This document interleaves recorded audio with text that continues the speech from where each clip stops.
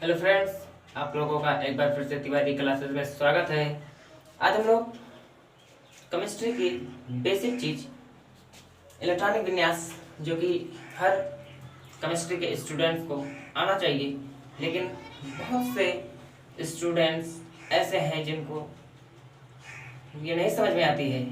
तो इसमें कुछ छोटी छोटी चीज़ें हैं जो मैं आज आपको बताऊंगा, और अगर आप उसको सही ढंग से रीड करेंगे तब आपको इलेक्ट्रॉनिक विन्यास बनाने में कोई प्रॉब्लम नहीं होगी।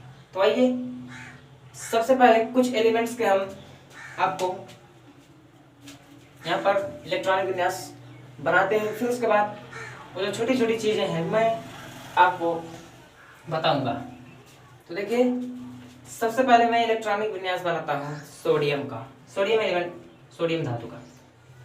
चलिए, सोडियम का मैं मान लीजिए इलेक्ट्रॉनिक विन्यास बनाना चाहता हूँ। तब सोडियम का इलेक्ट्रॉनिक विन्यास बनाने से सबसे पहले किसी भी एलिमेंट का अगर हम इलेक्ट्रॉनिक कॉन्फ़िगरेशन मतलब इलेक्ट्रॉनिक विन्यास बनाना चाहते हैं, तब हमें सबसे पहले उसमें क्या आवश्यकता होती है। सबसे पहले हमें इसमें एटॉमिक नंबर, परमाणु क्रमांक की आवश्यकता होती है। तो सोडियम का एटॉमिक नंबर 11 होता है, 11 होता है।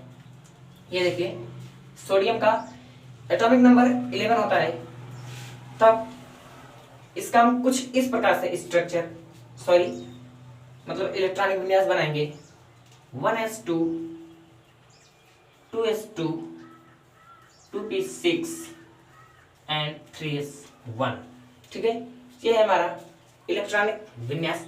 अगर हम इसका सामान्य इलेक्ट्रॉनिक विन्यास बनाएं तो कुछ इस प्रकार से 2s1, यह है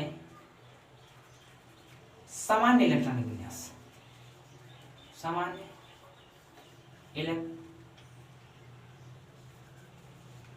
इलेक्ट्रॉनिक कॉन्फ़िगरेशन। ठीक है,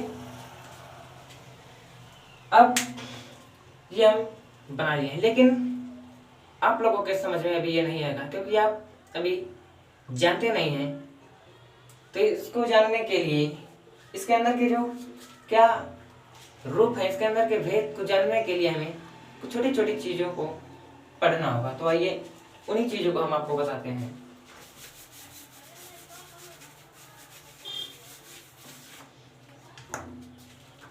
सबसे पहले हम आपको एटॉमिक स्ट्रक्चर मतलब परमाणु संरचना बनाना सिखाएंगे कि एटॉमिक स्ट्रक्चर में क्या क्या होता है। तो आपको पता है कि एटॉमिक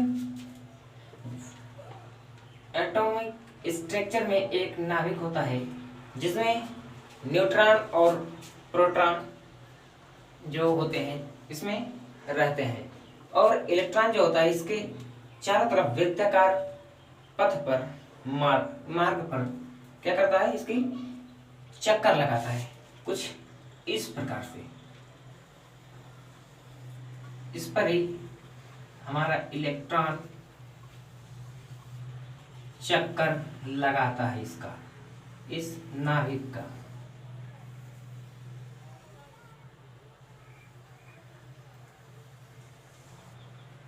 ठीक है, तो इसको तो हमें पता है कि ये है हमारा नाभिक, ये हमारा है नाभिक जिसमें न्यूट्रॉन और प्रोटॉन रहते हैं, और ये जो मार्ग है जिस पर इलेक्ट्रॉन चक्कर लगाता है इसको हम कहते हैं कक्ष मतलब ऑर्बिट, या इसको हम कह सकते हैं एनर्जी लेवल, ऊर्जा स्तर, ऊर्जा स्तर,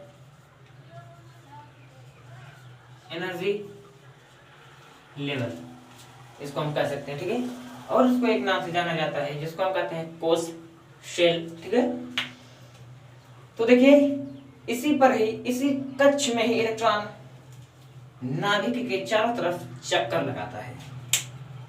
तो ये आप लोग इतना समझ चुके हैं। अब देखिए, इन्हीं ऑर्बिट में, इन्हीं ऊर्जा स्तर में, इन्हीं एनर्जी लेवल में हमारा क्या होता है, सब सेल मतलब उपकक्ष, ठीक है, उपकक्ष, उपकक्ष जिसे हम कहते हैं सब शेल। कितने होते हैं, 4 होते हैं, S P D F, ठीक है, कितने होते हैं, S P D F, ठीक है, 4 कक्ष होते हैं, S P D F, S P D F।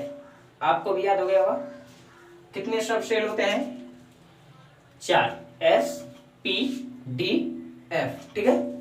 अब देखिए इतना आपका क्लियर हो गया डाउट। अब इसके आगे चलते हैं। ये जो एनर्जी लेवल है, ये जो कक्ष में है, उपकक्ष जो होते हैं SPDF, इसी में व्यवस्थित होते हैं। इनको हम किस प्रकार व्यवस्थित करते हैं ये हम आपको बताते हैं। पहला एनर्जी लेवल है, ये जो SPDF की संख्या होती है, मतलब सब सेलों की संख्या होती है, इसको N से 1 2 3 4 इस प्रकार से डाटा का बताया जाता है, जिसको KLMN कुछ इस प्रकार से लिखते हैं। तो आइए सबसे पहले फर्स्ट एनर्जी लेवल है, तो इसीलिए 1, सेकंड को 2, थर्ड को 3, फोर्थ को 4, और ठीक इसी प्रकार KLMN। अब देखिए ये हमारा हो गया। अब इसके बाद क्या करेंगे, इसके बाद हम इसको इस ऊर्जा लेवल या कक्ष कहें, इसमें व्यवस्थित करेंगे। तो फर्स्ट में होता है केवल S, सेकंड में S P, और फिर उसके बाद थर्ड में होता है S P D, और फोर्थ में होता है S P D F।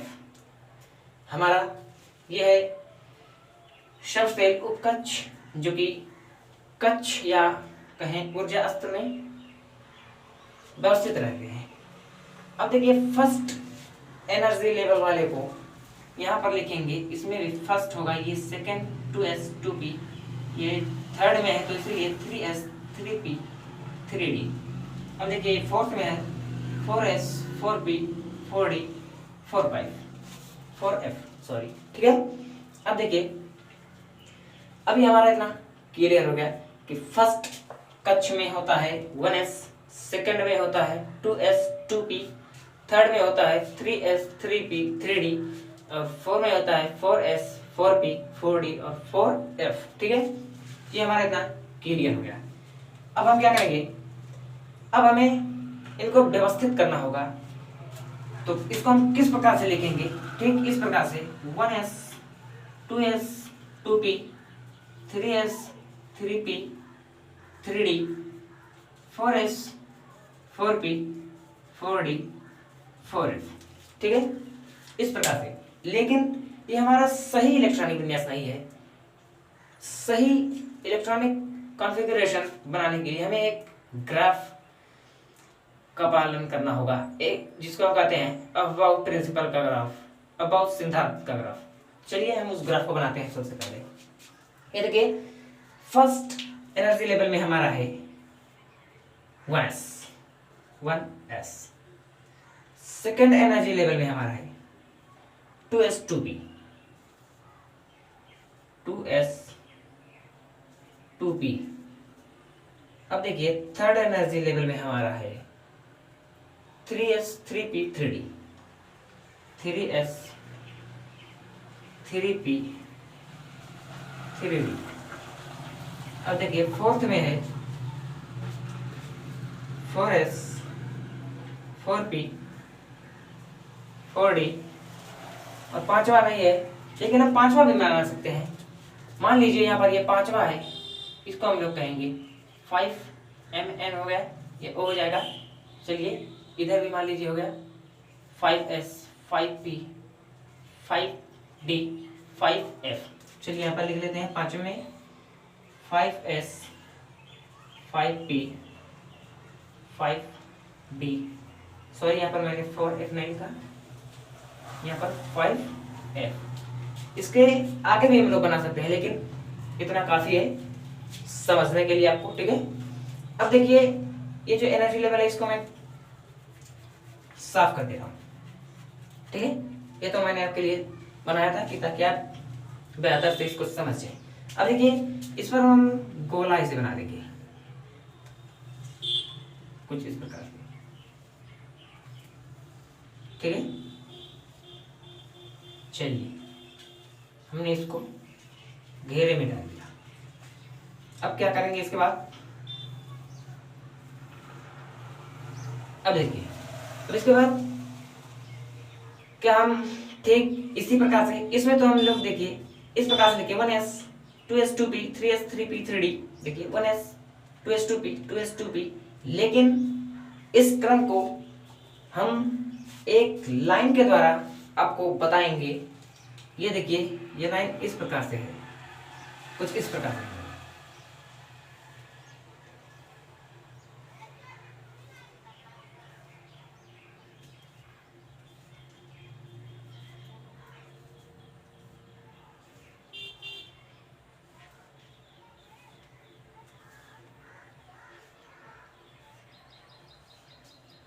काफी बेहतर से इससे आपको समझ में आया होगा। और ये जो एनर्जी मतलब ये जो सबसेल है सब, ये किस तरह से आएंगे, क्या इसी प्रकार से 1s 2s 2p 3s 3p 3d 4s 4p 4d 5s 5p 5d 5f इस प्रकार से नहीं आएंगे। ये किस तरह से आएंगे, ये देखिए ये मैं एरो बना रहा हूँ, ये तीर, जिससे आपको 100% क्लियर हो गया होगा कि सबसे पहले 1s आएगा, फिर उसके बाद इधर से 2s, फिर उसके बाद 2p, फिर उसके बाद 2p के बाद यहाँ पर देखिए 3s आ गया था, तो यहाँ पर भी 3s आएगा, फिर 3s के बाद तुरंत 3p, ठीक है 3p, फिर 4s, फिर 3d 4p 5s, फिर उसके बाद इधर से आएंगे 4d 5p, फिर उसके बाद इधर से आएंगे 4f 5d, फिर उसके बाद 5f, हमारा कंप्लीट हो गया। यह है अबव प्रिंसिपल का सिद्धांत। ठीक है, अब देखिए ये हमारा कंप्लीट हो गया। अब हम इसको किस प्रकार लिखेंगे, इससे पहले मैं आपको एक चीज बताना चाहता हूं। SPDF आप समझ गए कि 4 उपकक्ष होते हैं SPDF, ठीक है, लेकिन मैंने आपको ये नहीं बताया कि S में कितने अधिकतम इलेक्ट्रॉन ले सकती है, अर्थात P कितने अधिकतम इलेक्ट्रॉन ले सकती है। तो S में अधिकतम इलेक्ट्रॉनों की संख्या 2 होती है, और P में 6 होती है, और D में 10 और F में 14। मतलब 2 के बाद अगर आप 4 जोड़ते जाएं, शॉर्ट ट्रिक है ये, लेकिन काफी आसान है। S अधिकतम इलेक्ट्रॉन 2, P में अधिकतम इलेक्ट्रॉन 6 और D में अधिकतम इलेक्ट्रॉन 10 और F में अधिकतम इलेक्ट्रॉनों की संख्या 14 होती है। तो अब देखिए मैं इसको व्यवस्थित कर रहा हूं यहाँ पे, जिस क्रम में रहेगा ये देखिए 1s के बाद 2s 2p 3s 2p 3s 3p 4s 3p 4s 3p 4s 3d 4p 3d 4p 5s 5s। अब देखिए 5s तक हो गया, 4d 5p 4d 5p 4d 5p 4f 5d 4f 5d और 5f, ये हमारा हो गया। ये सही क्रम है, ये अबाउट प्रिंसिपल का नियम है, जिससे आप इलेक्ट्रॉनिक विन्यास को आसानी के साथ अब बना सकते हैं। ठीक है, तो अब देखिए इसको मिटा दीजिए। ये तो मैं आपको समझाने के लिए कि मतलब इसको किस प्रकार से किस क्रम में इसको व्यवस्थित करेंगे। तो मेन है हमारा ये, अगर इस स्ट्रक्चर को आप बेहतर तरीके से समझ जाते हैं तो आपका जो इलेक्ट्रॉनिक विन्यास है काफी हद तक, मतलब ये मान के चलिए कि 100% आप समझ चुके हैं। अब देखिए हमें पता है कि S में अधिकतम इलेक्ट्रॉनों की संख्या 2 होती है, P में अधिकतम इलेक्ट्रॉनों की संख्या 6 और D में अधिकतम इलेक्ट्रॉनों की संख्या 10 और F में अधिकतम इलेक्ट्रॉनों की संख्या 14 है। तो अब चलिए कुछ एलिमेंट्स के नाम, मतलब कुछ तत्वों का हम बनाते हैं इलेक्ट्रॉनिक विन्यास। तो सबसे पहले हम ले रहे हैं सल्फर का, मान लीजिए ले रहे हैं सल्फर जिसका संकेत है S। सल्फर का इलेक्ट्रॉनिक विन्यास पता है आपको, 16 होता है। सल्फर का इलेक्ट्रॉनिक विन्यास 16 होता है। अब इसको हम मान लीजिए एक डिब्बा में है मेरे पास, इतना बड़ा, ये क्या है, डिब्बा, यह है डिब्बा। इस डिब्बे में मान लीजिए 16 इलेक्ट्रॉन रखा हूं, 1 2 3 4 5 6 7 8 9 10 11 12 13 14 15 16, ठीक है, 16 है इसका परमाणु। और इसमें मैंने इलेक्ट्रॉन 16 इलेक्ट्रॉन मैंने एक डिब्बे में रखा हूं, ठीक है। तो अब इसी क्रम में मैं इसको व्यवस्थित करूंगा। सबसे पहले 1s अधिकतम इलेक्ट्रॉन की संख्या 2 होती है तो 2 हो जाएगा। यहां से मैं 2 इलेक्ट्रॉन निकाल दिया। चलिए 2 इलेक्ट्रॉन मैंने दे दिया s को। अब देखिए 2s है, फिर कॉमा 2s, इसमें भी इलेक्ट्रॉन की संख्या s है तो 2 है, इसमें भी 2 लेगा। इससे हमें नहीं मतलब है, ये तो हमारा भैया एनर्जी लेवल है। हमें तो सब सेल चाहिए ना उपकक्ष, तो जिस प्रकार का उपकक्ष होगा उसी प्रकार से इलेक्ट्रॉन भरता जाएगा उसमें। इससे हमें नहीं मतलब है, एनर्जी लेवल से हमें नहीं मतलब है कोई। तो देखिए उसके बाद है 2p। अब देखिए यहाँ पे देखिए 2 है, यहाँ पे भी 2, लेकिन यहाँ पे s के हिसाब से भरा गया है तो ठीक। यहाँ पे p के हिसाब से यहाँ पर देखिए 6 इलेक्ट्रॉन लगेगा, क्योंकि p की जो अधिकतम इलेक्ट्रॉन को ग्रहण करने की क्षमता है वो है 6, तो यहाँ पर अधिकतम 6। अब देखिए मैंने, चलिए 2 और खोया, फिर 6 और 1 2 3 4 5 6। अब देखिए 2 2 4 2 6, हमारे पास अभी भी 6 इलेक्ट्रॉन है। अब 2p हमारा हो गया 3s, 3s। s में अधिकतम इलेक्ट्रॉनों की संख्या 2 होती है। चलिए 2 इलेक्ट्रॉन हो, अब हमारे पास 4 इलेक्ट्रॉन अभी बचे हैं 3s। अब देखिए 3s के बाद 3p, यहाँ पे लिख दे रहे हैं 3p। p में अधिकतम इलेक्ट्रॉन 6 होती है, लेकिन हमारे पास केवल 4 ही इलेक्ट्रॉन है। अब हम क्या करेंगे, अब बताइए। p 6 इलेक्ट्रॉन मांग रहा है और हमारे पास केवल 4 ही इलेक्ट्रॉन इस डब्बे में बचे हैं, तब अब हम क्या करेंगे इस स्थिति में। इस स्थिति में मान लीजिए कोई हमसे मांग रहा है कि भैया मुझे 5 रुपया दे दीजिए, और हमारे पास केवल 3 ही रुपए हैं, तो मैं कितना दूंगा, 3 ही दूंगा। अरे भाई मेरे पास 5 रुपए नहीं है तो मैं कहाँ से दूंगा, मेरे पास 3 है तो मैं 3 दूंगा। अगर 4 होता तो 4 देता, अगर 5 होता तो मैं 5 दे देता, ठीक है। तब देखिए ठीक यहाँ पे 4 है हमारे पास, p की क्षमता 6, तो हमारे पास 4 ही इलेक्ट्रॉन है, तो हम इसको 4 इलेक्ट्रॉन दे देंगे। अब देखिए हमारा इलेक्ट्रॉनिक विन्यास बन चुका है, यह है हमारा इलेक्ट्रॉनिक विन्यास। चलिए अब सोडियम का बनाते हैं, जो पहले मैंने बनाया था लेकिन आपको नहीं समझ में आया होगा, लेकिन अब आप काफी बेहतर तरीके से उसको बना सकेंगे। चलिए सोडियम Na का परमाणु जो क्रमांक होता है वो 11 होता है। अब देखिए इसी क्रम में 1s2 2s2 2p6 and 3s1।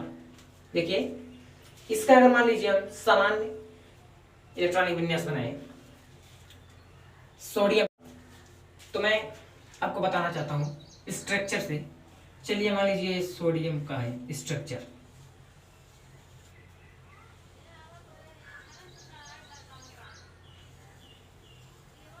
चलिए ये हमारा है, फर्स्ट में है first S 2, second energy level में 2s2 एंड 2p6, और थर्ड में है 3s1।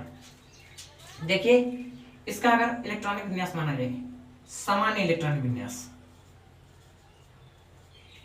सामान्य